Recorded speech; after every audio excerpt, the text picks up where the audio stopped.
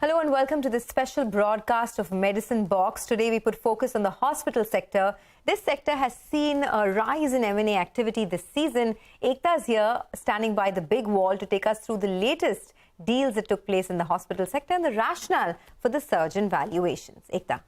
Thanks for that. Well, yes, the hospital sector is abuzz with deals, from Singapore PE fund Temasek becoming the majority stakeholders in Manipal hospitals after buying an additional 41% stake for around 16,400 crores, to smaller deals such as Fortis picking up a 350-bed hospital near Delhi for around 225 crores. Other deals in the offing could be Abhay Soy promoted Max Healthcare picking up TPG-run Care Hospitals. An Economic Times report is pegging valuations for the deal at anywhere between 5,500 to 6,500 crores. Other deals in the offing include Manipal itself buying the hospital chain of Imami Group, AMRI, for around 2,400 crores and picking up Kerala-based private hospital chain KIMS for around 3,500 to 4,000 crores. Acquisitions are done for various reasons, from increasing the geographic presence to accessing pan-India multi-speciality bed capacities quickly. For example, Fortis, with the acquisition of Meteor Hospitals, will be propelling to become the second largest hospital with bed capacity in Gurugram. It will fulfill its strategic approach of expanding in the Delhi NCR geographic cluster. On the other hand, Manipal could surpass Apollo Hospitals by increasing their bed capacity to over 10,000 beds in case the said acquisitions go through. And Max, which has over 3,400 bed capacity, will access 2,400 beds from Care Hospitals, helping it achieve targets of increasing its bed capacity by over 2x in the next 3 to 4 years. The common thread amongst all these acquisitions is cashing in on the structural growth drivers, hence many are ready to pay top dollar for these acquisitions. Valuations for the hospital space have risen as much as 8x in the past 5 years, with deals such as Manipal Temasek done at 10 times MCAP to sales, which is a premium of 5 to 6 times versus peers. These structural growth drivers include increased health awareness and insurance penetration post-COVID-19 and increased inflow from international patients as India positions itself as a medical tourism hub. All this will help aid the operations of the hospitals. For example, average occupancies in the hospital space are expected to go from the current range of 65 to 69% to over 75%. Average occupied bed rates could rise by around 10%. As far as medical tourism goes, it has risen 30% from 2014 to 2019, with currently many of the large hospital chains seeing business revert back to pre-COVID-19 levels.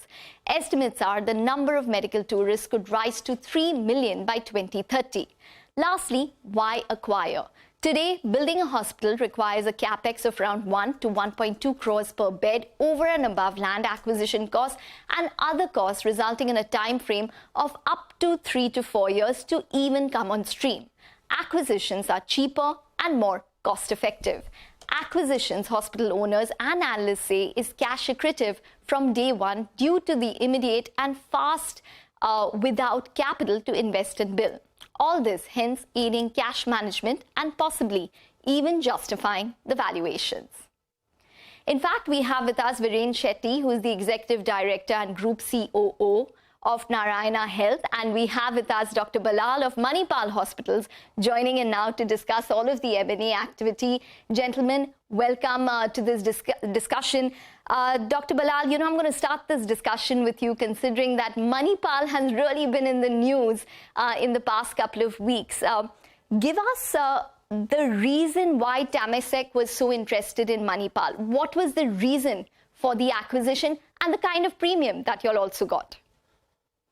Good afternoon, Ekta. Thank you for having me here. Good afternoon, Viren. I think we are in a very exciting period. M&A seems to be the flavor of the season. Temasek is not new to us. They have been our shareholders for quite some time. They have been on the board too for the last 6 or 7 years. And they have seen the practice of medicine grow significantly in the Manipal sector. And they are very, very comfortable with what Manipal is. And I'm sure that's one of the reasons that they've invested in healthcare. in addition to the belief that healthcare is sort of going to surge ahead, and the setback that was there during COVID, I think we have overcome that. And we are looking forward to a very healthy growth in the future. I think our familiarity, our culture, and the future growth of healthcare is what Temasek saw in us. Okay. Right. Sorry, Viren Shetty is also with us. He's the Group CEO of Narayana Health. Viren, do you see a lot more deals in the pipeline now? I mean, there's clearly a lot of interest in this space. And as Ekta was pointing out, perhaps valuations are also looking good. Assets are there for the asking. What is your own view on what the size and scope of these deals could be in future as well? There are a lot more deals that will come about. And as you said, the valuations are looking good for the seller. For the buyers, of course, these things tend to be quite expensive. But I guess institutions like KKR, Temasek, Carlyle have all done their homework, and they figured that there's a lot of opportunity to make back the returns from how much they're investing in making these expensive acquisitions. Right. Recently I put out a piece comparing hotels with hospitals in the sense that both their businesses are similar, where you have to obviously put up a facility and thereafter you earn off occupancies, with the obvious difference being that hotels is cyclical, whereas hospitals is a lot more structural.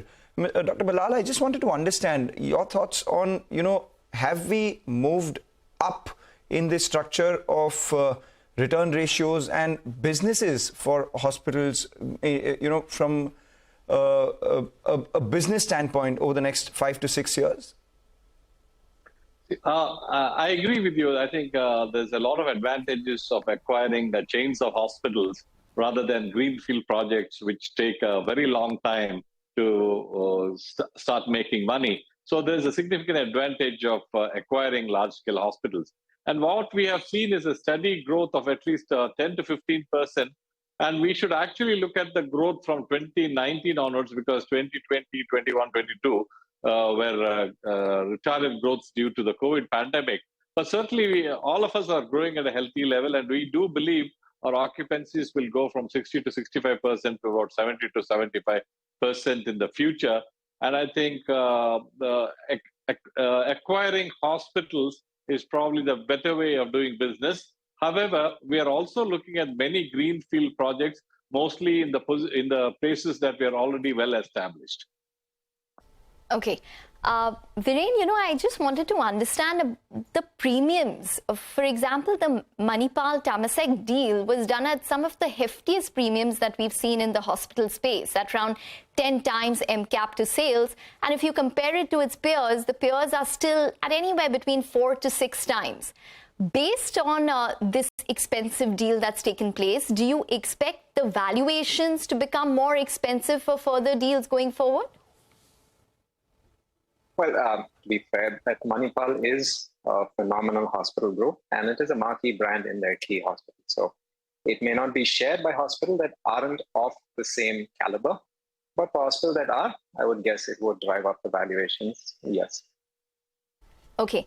Just on that point, Viren, are there any distressed assets within the hospital space which are for easy pickings at this point? Because one of the trends that took place post COVID-19 was that the stronger players managed to emerge, and maybe the smaller hospital companies couldn't cope. So is that a type of trend which is also taking place? Well, hospitals have been distressed even before COVID-19, and for multiple reasons. But the reasons these hospitals end up being distressed does not go away just because you get a much larger parent to take it over. Sometimes it could be location, sometimes it could be just spending too much on a building, sometimes it could be all kinds of regulatory issues. None of that goes away. And anyone that's looking to make a cheap acquisition of a distressed asset will end up inheriting a lot of the headache that came with the reason that hospital was distressed. So it's not always cheaper in that sense or easier. It's just a question of how much time and money you're willing to commit in the pursuit of growing a large network full of beds.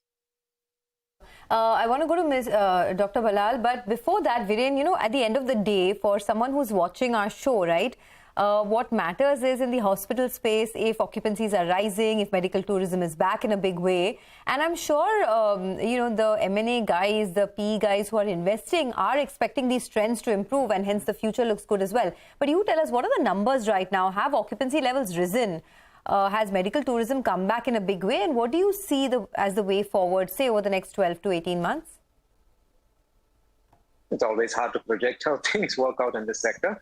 The fact is, there was a huge lag during the COVID time, and people were not getting elective surgeries done, which has bounced back. And with increase in general awareness about your healthcare, so a lot of people have realized that they need to get checkups done, they need to start taking care of their health more, and that ends up with them being active consumers of healthcare. But still, there is tremendous room to grow, because as a country and as a people, Indians are the least likely to seek medication, the least likely to access healthcare, have some of the worst health outcomes for people of the similar genetic disposition. And it just means that there is a large market for people who need to access healthcare that there is their right to. So regardless of the international expansion, regardless of how you look at it, people do need more healthcare, and hospitals are here to provide that so that they can live long, healthy and productive lives. Right. People do need more healthcare. We've learned that during the pandemic more than ever before. But Dr. Bilal, just wanted to understand a couple of things from you. One is that is there enough supply of quality talent in the hospital's business? While, it's easy for everyone to go ahead, acquire companies, pay top dollar, acquire or build facilities so that there is enough infrastructure. But the soft skills of surgeons and good quality doctors, is there enough in the supply pipeline for the same? And secondly, where exactly does your deal with Emami stand at right now with regards to AMRI? Is everything done? To answer your first question, Beth, I fully agree with you. I think hospitals are not just brick and mortar buildings and CT scans and MRI, PET scans, etc. It's really the human resources that make a hospital what it is. In the cities, it's certainly not a big problem of getting talent, because most of the qualified doctors, specialists tend to sort of gravitate towards the cities. And by and large, in the cities, we haven't had much of a problem. And so far, most of our hospitals have been in the tier 1 cities, except our teaching hospitals, where it's a different ballgame altogether. So far, we haven't had too much of a problem acquiring talent because of where we are located. And also, most of them are about 250 to 300 bedded tertiary quaternary care hospitals. But it may be a problem in the future, because what we see is more than shortage of doctors, it's an inequitable distribution of talent. You go to a place 100 miles away from Bangalore, it may be very difficult to get a good surgeon, certainly very difficult to get a good transplant surgeon or a cardiac surgeon. So I think so far the problem has been manageable. And also we have the synergy of having a large number of hospitals, at least in some of our locations like Bangalore. The second is, you asked me about Emami. I would not comment on anything more, saying that we are in the advanced stages of negotiation, and hopefully you will know very soon. Okay, well, that is definitely some of the statistics that we do need to improve, the doctor-patient ratio, the nurse-patient ratio across India. But I'm going to request Dr. Bilal as well as Viren to stay on. We need to take a short break, but we'll be back with more questions on M&A activity in the hospital space. Stay tuned.